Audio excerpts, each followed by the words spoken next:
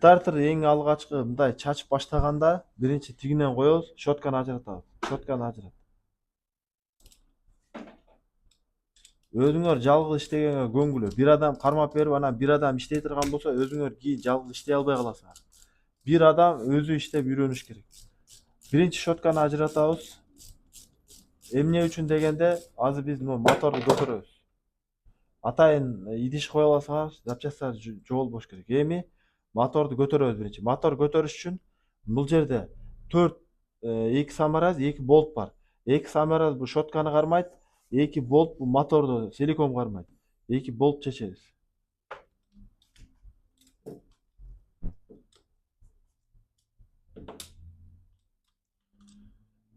İştegende оригинал набор менен иштегенге аракет кылгыла, себеби оригинал набор болттардын баягы резьбалары